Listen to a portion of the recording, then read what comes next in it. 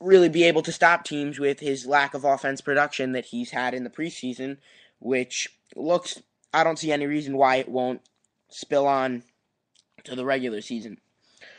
But the Bills, I think they are definitely going to be a wild card contender this year. The Bills are coming off a decent season. They started off good, had a little collapse late, but Ryan Fitzpatrick is gotten older. He's under that new contract, and I think he's going to be ready to go. The Bills have done their thing this offseason.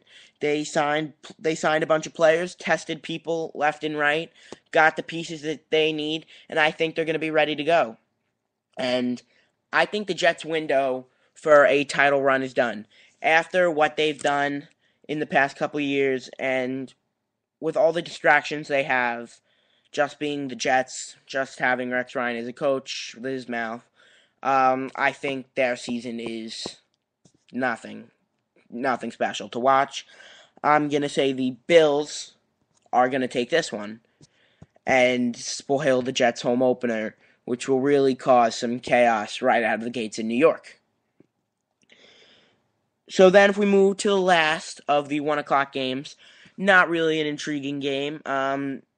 Houston Texans, Miami Dolphins. Um, this is this game stars another first-year quarterback. The Dolphins just announced about a couple weeks ago that Ryan Tannehill will be their starting quarterback for this season. He is a rookie, and he won the job over Matt Moore and David Garrard, but David Garrard wasn't really much of a factor for the job after getting hurt in the first preseason game. But if we look on the Texan side, I, as well as a bunch of other people, feel that the Texans are going to really flourish this year with all their talent. Matt Schaub, Andre Johnson, they're really going to come out and play good ball this year, especially as for one of the first years in a long time, maybe ever, the Texans are coming into the season as the main runners for that division. Um, yeah, because the Colts, they're getting young, not really a great team right now. Titans, not really a great team right now. Jaguars, in the same boat. So the Texans really have a chance to come out this year and prove people wrong and show that they can definitely get their way to the playoffs, but move on from that point. And really, the Texans are a good story to watch, and I really, as an analyst, would like to see them do well. So, now the 4 o'clock games. The first one on the schedule is Seahawks Cardinals in NFC West Showdown. An NFC West Showdown that will show John Skelton as the quarterback for the Arizona Cardinals and David Wilson as the quarterback for the Seahawks. He is making his NFL debut as he joins the long list. But if you look at this game, it's two teams really trying to find their identity in this league. The Cardinals, since their Super Bowl run, really haven't been able to get their act together.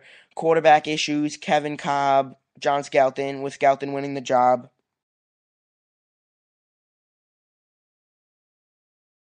The running game on the defensive side of the ball, they drafted Beanie Wells, really hasn't done what he was supposed to do so far.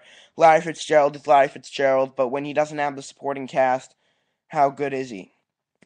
The Seahawks, same thing. Marshawn Lynch got into trouble this offseason. They have a little off-field distractions. Not a great team, in my opinion. David Wilson's going to struggle in his first year. My prediction is definitely the Cardinals are going to come up top. They're going to be the only somewhat semi-threat to the 49ers in that division this year. And speaking of the 49ers, let's go out to San Francisco where I think opening day, by far the best game of the week and possibly going to be the best game of the year, 49ers Packers. Okay? If the Packers would have beat the Giants in the division game, this would have been the NFC Championship game. Both teams are ready to go. The Packers, coming off a playoff loss, they're not happy. The 49ers, their first year really being in contention, they were a great team, but they got their feet wet and lost in the NFC Championship game. That still bothers them today, and they're ready to go. They added pieces. Brandon Jacobs, Mario Manningham, Randy Moss. All right, think about this. If you lose in the NFC Championship game, don't lose any of your prized pieces, but you add Randy Moss, Mario Manningham, and Brandon Jacobs, I think you have a great shot. I think this game is going to go down late into the fourth quarter. 49ers are going to win on a last minute field goal and take this game out in San Francisco. But it will be, in my opinion, week one, it's going to be the game of the year. So then if we continue out in those 4 o'clock games, let's go to Panthers Buccaneers.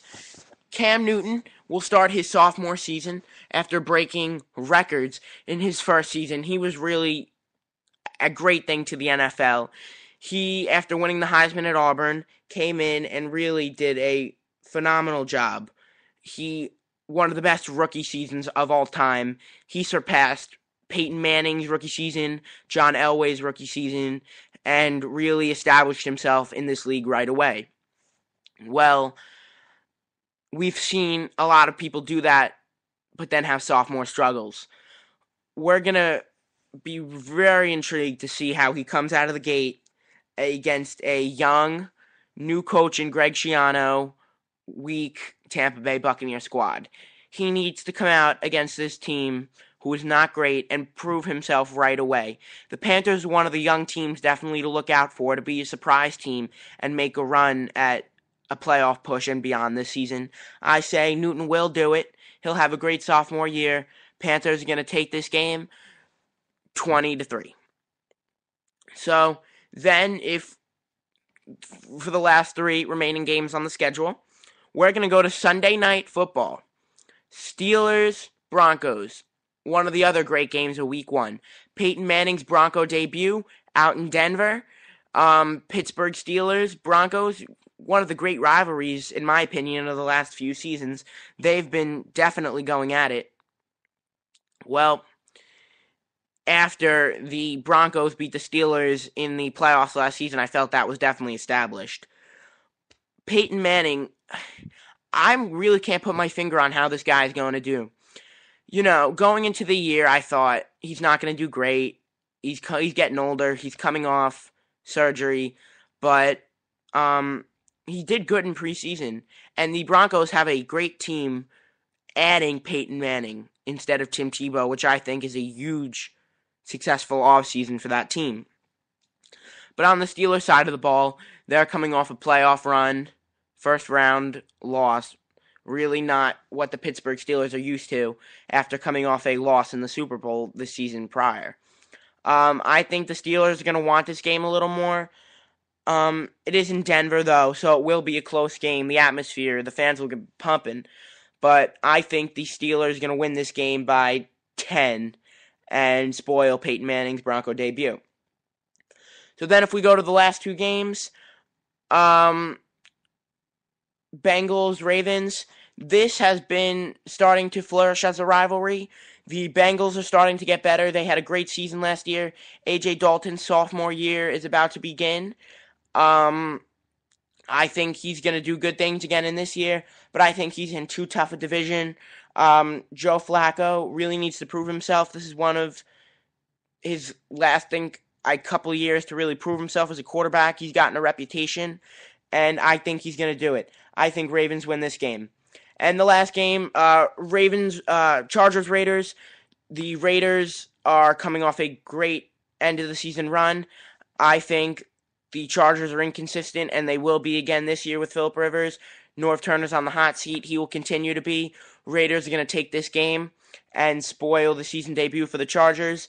And the Raiders are going to be a surprise team. Look for them this season.